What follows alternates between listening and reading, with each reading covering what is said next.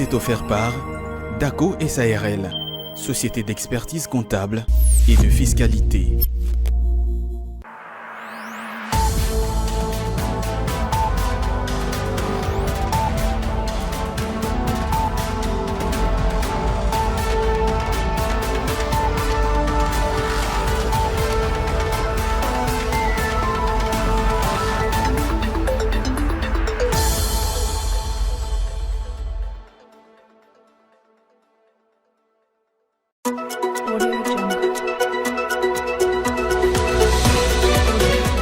À l'un de l'actualité, lancement ce jeudi 2 mai de la campagne de vente de la patente, exercice 2024 et du recensement des activités commerciales et économiques au siège de la Direction générale des recettes de Kinshasa, ce en présence de plusieurs personnalités dont le ministre provincial en charge du budget et le DG de cette régie financière. Si on veut de soutenir les diplômés dans le marché du travail et promouvoir l'entrepreneuriat, que l'Office national de l'emploi, en collaboration avec l'Organisation internationale des employeurs et la Fédération des entreprises du Congo, a organisé ce jeudi une session d'information à Kinshasa. Cette session d'information s'inscrit dans le cadre du programme Take Awake. Enfin, les régies financières ont mobilisé 4 095 milliards de francs congolais en avril 2024 contre les prévisions de 4 049 milliards de francs congolais, soit un taux d'exécution de 110%. C'est ce qui ressort des données du ministère des Finances. Merci de nous avoir choisis pour vous informer, mesdames et messieurs, et bienvenue à tous. Une table ronde sur les affaires et les investissements entre la France et la RDC a été présidée le mercredi à Paris par le chef de l'État congolais Félix Tshisekedi après son tête-à-tête avec le président Macron. En effet, 130 entreprises françaises spécialisées dans différents domaines ont préparé cette table ronde qui fait suite à celle de mars 2023 organisée à Kinshasa. Le président congolais a ainsi démontré plusieurs opportunités liées aux investissements en République démocratique du Congo. Regardez. Le minerai stratégique, l'énergie et le développement des infrastructures font partie des secteurs clés pour l'avenir économique de la République démocratique du Congo. Ils ont été mis en avant-plan à Paris à l'occasion de cette table ronde sur les affaires et les investissements entre la République française et la République démocratique du Congo. Le président congolais Félix-Antoine Tshisekedi a captivé les investisseurs français en mettant en lumière de nombreuses opportunités d'investissement offertes par son pays, la République démocratique du Congo. Au cours de cette rencontre, le garant de la nation congolaise a également mis en avant les efforts du gouvernement congolais pour améliorer le climat des affaires en RDC, garantissant ainsi une réactivité immédiate aux préoccupations des investisseurs. Pour sa part, l'Agence nationale pour la promotion des investissements en appui en sigle, à travers son directeur général, a souligné les progrès accomplis par la République démocratique du Congo, mentionnant ainsi la mise en place d'un plan d'urgence visant à améliorer le climat des affaires. Au terme de son séjour en France, le président Félix-Antoine Tshisekedi Tshilombo, accompagné de son épouse Denise Nyakirou, a rencontré le mercredi 1er mai 2024 la diaspora congolaise basée en France. Au menu de leurs échanges, la création d'emplois, la sécurité, l'amélioration du pouvoir d'achat, la diversification de l'économie, l'accès aux services de base et la modernisation du pays. Au cours de cette rencontre avec la diaspora congolaise vivant à Paris, le président de la République Félix-Antoine Tshisekedi a profité de l'occasion pour remercier ses compatriotes qui étaient nombreux à lui accorder un second mandat lors des élections présidentielles de décembre 2023. Lors de cet échange, plusieurs sujets étaient passés au peigne fin par le président de la République, question d'expliquer à ses compatriotes les principaux axes de ses actions pour son deuxième mandat à la tête de la République démocratique du Congo. Je tiens à vous dire, chers compatriotes, que c'est important que nous restions unis. Celui qui est devant vous prend l'engagement de ne jamais trahir le Congo.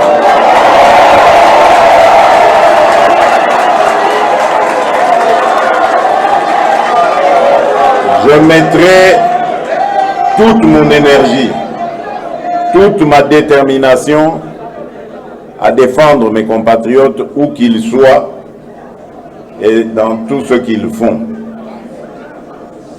Voilà pourquoi j'attire votre attention sur le fait que plus nous serons nombreux et plus nous serons unis, l'ennemi ne passera pas. Juste après ce noble exercice, Félix Tshisekedi s'est mis à l'écoute de ses compatriotes dans un jeu de questions-réponses durant lequel les Congolais de France ont sollicité du garant de la nation, entre autres, l'allègement de taxes douanières et l'amélioration des conditions d'investissement pour ceux qui souhaiteraient retourner au pays. Je le disais tantôt au sommaire de ce journal, soutenir les diplômés dans le marché du travail et promouvoir l'entrepreneuriat, tel est l'objectif visé par une session d'information sur le programme Take Awake, organisé les jeudis 2 mai par l'Office national de l'emploi en collaboration avec l'Organisation internationale des employeurs et la Fédération des entreprises du Congo. Cette séance d'information à laquelle ont pris part, entre autres, les étudiants bénéficiaires de ce programme s'est déroulée au Centre d'études pour l'action sociale. Les détails dans ce reportage signé Igor Biwaka, Caroline Ngwanda et Sile Chamala. Dans un pays de plus de 100 millions d'habitants, la question d'employabilité, particulièrement des jeunes, n'est peut-être que d'actualité. C'est au regard de cet impératif qu'il a été lancé depuis avril de l'année dernière un programme dénommé Take Awake, visant à doter les jeunes Congolais des compétences techniques et professionnelles nécessaires sur le marché de l'emploi. À ce jour, des 1000 diplômés sont formés dans le cadre de ce programme, coordonné conjointement par l'ONEM, la FEC et l'Organisation internationale de l'emploi. Cependant, les diplômes seuls ne suffisent pas pour garantir l'employabilité. C'est le sens même de cette séance d'information qui vise à soutenir ces détenteurs des diplômes sur le marché du travail et à promouvoir l'entrepreneuriat. Pour le directeur général de l'ONEM, Fano Béa, cette démarche s'inscrit dans la droite vision du chef de l'État, celle de la création de plus de 6 millions d'emplois. L'ONEM travaille sans relâche et soutient les efforts de notre gouvernement, piloté par le chef de l'État, dans la lutte et le défi de créer plus d'emplois décents, durables, en faveur de la population de la RDC. De son côté, Amadou Sako, conseiller Afrique de l'Organisation internationale de l'emploi, a dans son speech rappelé l'importance des ressources humaines. Les compétences, justement, l'employabilité et l'accès aux compétences, ce sont des défis liés justement au monde des affaires. Une entreprise ne peut pas évoluer.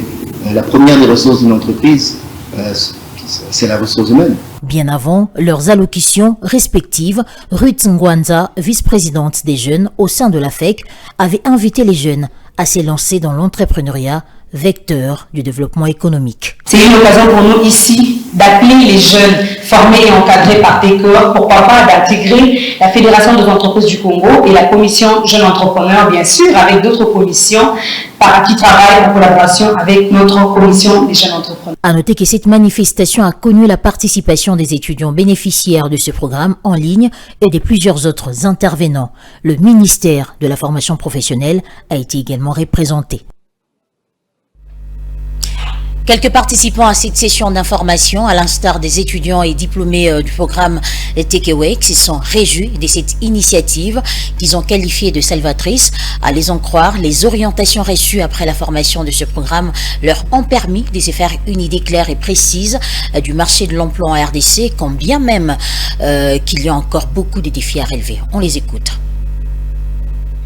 Par rapport à cela, je ne peux que dire un grand merci d'abord pour ceux qui ont organisé cette formation en ligne. Je pourrais déjà dire que nous avons eu un ajout par rapport à ce que nous savions déjà, il y a une valeur ajoutée.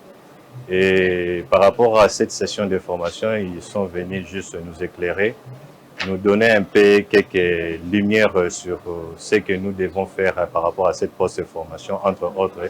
Si nous voulons commencer l'entrepreneuriat, comment se focaliser ou être au bon endroit pour impulser notre génie intellectuel. Nous savons bien que ça, je ne pourrais pas bien le cacher. Le système d'emploi ici au Congo, c'est enclavé. Alors là, je me focalise beaucoup plus sur l'entrepreneuriat. On s'est demandé beaucoup plus qu'est-ce que c'est la FEC, qu'est-ce que c'est l'ONEM, tout ça, comment est-ce que ces organismes, ces entreprises, comment est-ce qu'ils fonctionnent pour nous les jeunes. Déjà, nous avons déjà l'idée et on peut toutefois oser. On attendait certaines opportunités après ça et c'est pourquoi ils sont là pour nous éclairer par rapport à ce qui viendra après tout ça. La majorité des opportunités a été satisfaisante et ils nous ont montré certaines voies à suivre. Et par rapport à ça, il y avait le NEM qui était là et il nous a montré comment avoir accès à certaines opportunités. Autre chose à signaler dans ce journal, la cérémonie du lancement de la campagne du recouvrement de la taxe annuelle pour la délivrance de la patente, exercice 2024 et du recensement des activités commerciales et économiques. s'est tenu ce jeudi au siège de la Direction générale des recettes de Kinshasa en présence de plusieurs personnalités dont le ministre provincial en charge du budget et le DG de la DGRK, Grace Louyanga et Jérès Loutété étaient sur le lieu. Les petits commerces.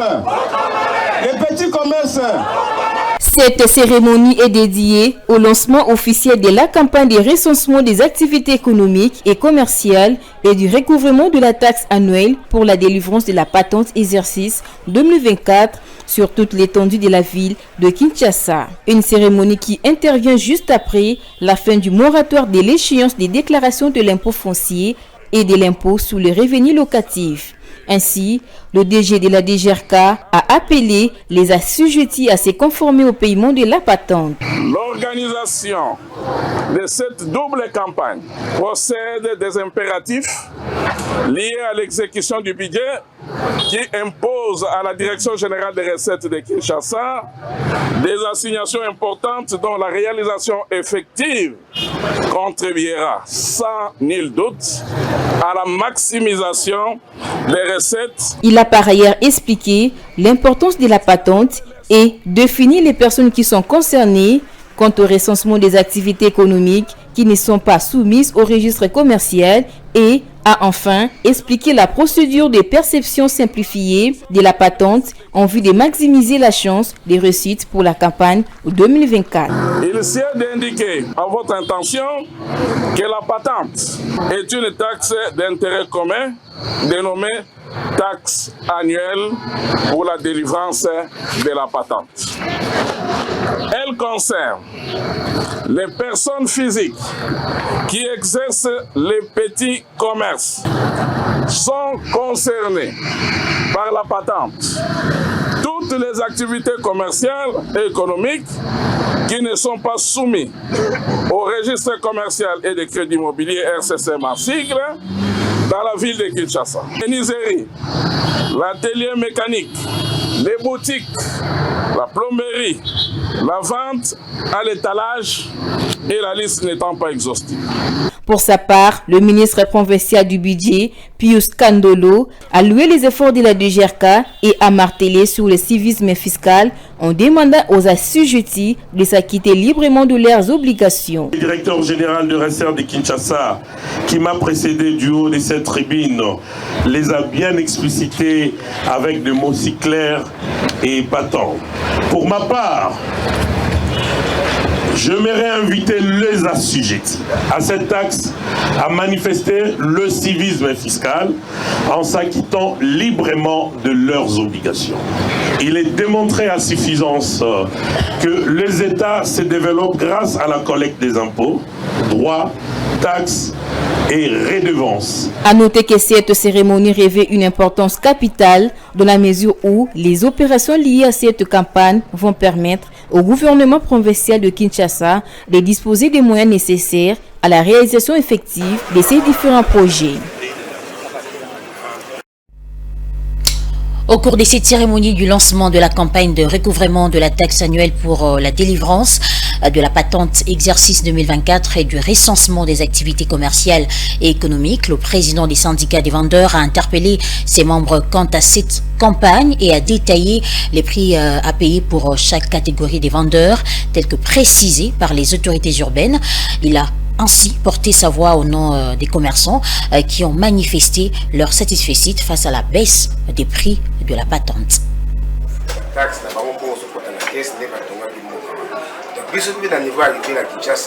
Population essayera de retenir que ville à Kinshasa a outil pour lancer campagne et à patente pour les alliés qui nous ont surtout à l'activité commerciale puis recensement essayé détaillé.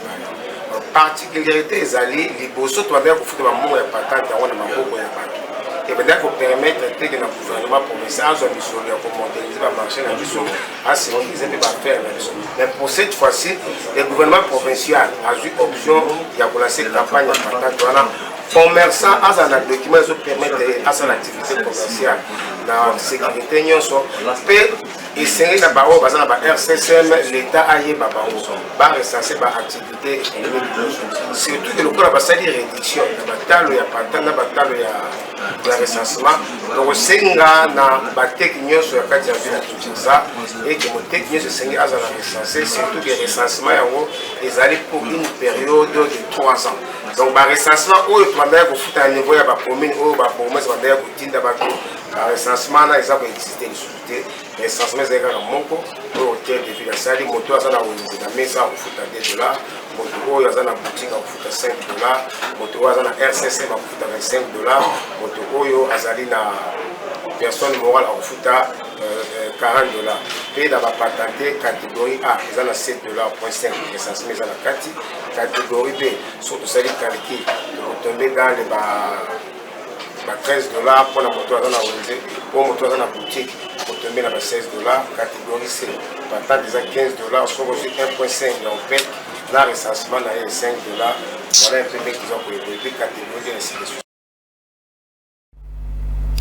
Un nouvel ouvrage destiné à l'évaluation financière et économique des projets de développement en vue d'une meilleure gouvernance des investissements publics intitulé Manuel d'analyse et évaluation financière et économique des projets de développement pour une meilleure gouvernance des investissements publics en RDC a été mis le mardi sur le marché congolais du livre et son auteur, le professeur et président du conseil d'administration de l'Observatoire de la dépense publique, Florimond Mouteba.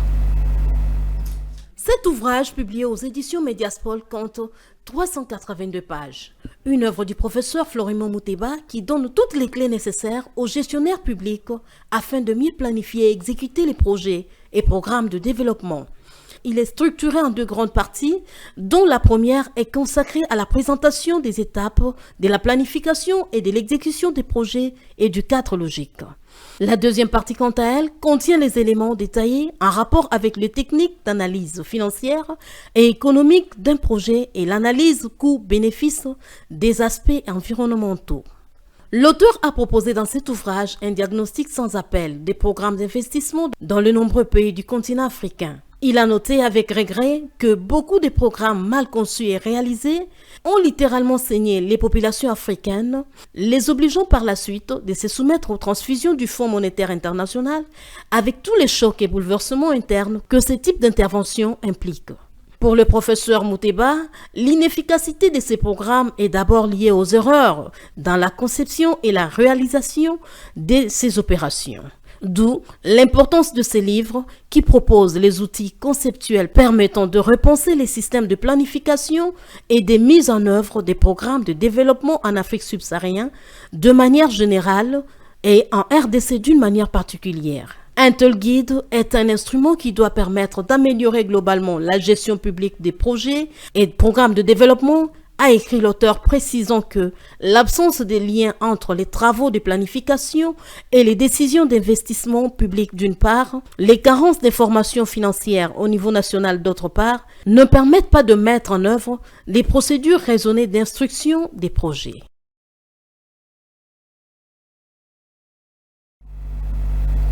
Et pour terminer, les régies financières ont mobilisé 4 095 milliards de francs congolais en avril 2024 contre les prévisions de 4 049 milliards de dollars, soit un taux d'exécution de 101%. C'est ce qu'indiquent les données du ministère des Finances. En croire la même source, par rapport au mois d'avril 2023, les régies financières ont réalisé un accroissement mensuel de 123%. Les détails dans ce commentaire de Osé Kabamba. C'est une excellente nouvelle pour les finances publiques du pays. Les régies financières ont réalisé en cumul annuel de janvier à avril 2024 un taux d'exécution des recettes budgétaires à 108%, soit respectivement 8 872 milliards de francs congolais mobilisés. Comparativement, durant la même période, entre 2023 et 2024, l'accroissement des recettes de ces régies s'est établi à 71%. En janvier 2024, les recettes enregistrées se sont établis à 1115 milliards de francs congolais contre 1651 milliards durant la même période en 2023, peu avant de régresser un mois plus tard à 975 millions de francs congolais contre 1332 milliards en février de l'année passée et 1599 milliards de francs congolais en mars contre 1217 milliards de francs congolais au cours du même mois en 2023. Au 4e mois de cette année, les recettes fiscales collectées sont montées en flèche, s'établissant à 4095 milliards de francs congolais contre 1837 milliards en avril de l'année précédente. Ici est de noter que, d'après la note de conjoncture économique de la Banque centrale du Congo, au 19 avril 2024, l'ensemble des recettes de l'État mobilisées au milieu du 4e mois de l'année en cours provenait à 73,6% des régies financières. Mesdames et messieurs, place à présent à la revue de presse.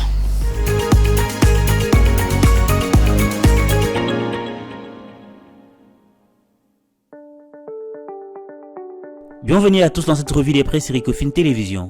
Commençons avec Congo Nouveau qui écrit dans sa page numéro 7 douane et rebond des importations de pneus d'occasion et autres articles connexes. Le vieux pneu des véhicules terrestres importés d'Europe rapporte de rechef gros à l'État après 5 ans de baisse continue des recettes d'accise sur les articles en caoutchouc importés.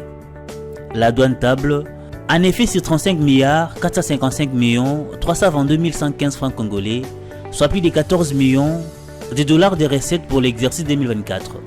En 2019, elle a pourtant été contrainte de revoir de 40% la baisse de ses prévisions suite à la dégringolade des importations de pneus d'occasion, de 13,9 milliards en 2017 et près de 10 milliards de francs congolais en 2018. La douane n'a réalisé qu'autour de 9 milliards de francs congolais de recettes pour l'exercice 2019. Cette revue se termine avec Forum des As qui écrit également dans sa page numéro 7 non-respect du code du travail, les inspecteurs du travail pointés du doigt. Le monde entier a commémoré hier 1er mai la fête internationale du travail. En République démocratique du Congo, comme c'est le cas depuis plusieurs années, cette journée n'a pas connu de grandes manifestations. Il n'y a pas eu de défilé des travailleurs, hormis le rassemblement organisé au Palais du Peuple dans la commune de Lingwala. À cette occasion, quelques employés se sont exprimés sous les sceaux de l'anonymat pour stigmatiser les mauvaises conditions de travail que leur imposent certains employeurs expatriés. Ceux-ci ont-ils fait savoir, foule aux pieds, l'écho du travail dans l'impunité totale. Ces employés accusent les inspecteurs du travail de cautionner la violation de cette loi parce que manipulés outre mesure par des patrons véreux. Ils ont affirmé que lorsque les inspecteurs du travail arrivent dans les entreprises, ils sont pris en charge par les responsables de ces sociétés qu'ils sont censés venir contrôler. Et du coup, leur mission se transforme en villégiature touristique. Fin de cette revue de presse. Merci à vous de l'avoir suivi.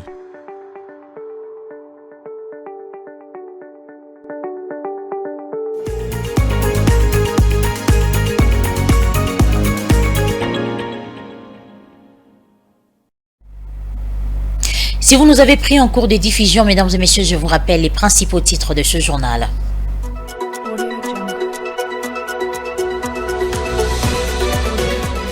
À l'un de l'actualité, lancement ce jeudi 2 mai de la campagne de vente de la patente, exercice 2024 et du recensement des activités commerciales et économiques au siège de la Direction générale des recettes de Kinshasa, ce en présence de plusieurs personnalités dont le ministre provincial en charge du budget et le DG de cette régie financière.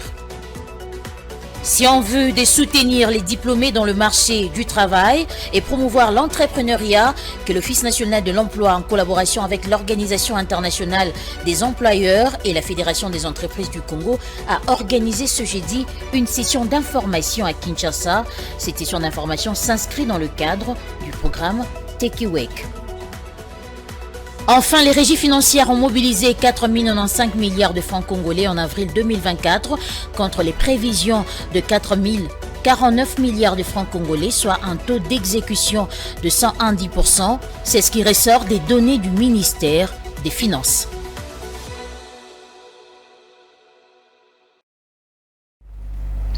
Et voilà, c'est la fin de cette session d'information. Mesdames et messieurs, merci à vous de nous avoir suivis. On se retrouve le vendredi à 20h pour une autre édition du journal. Au revoir.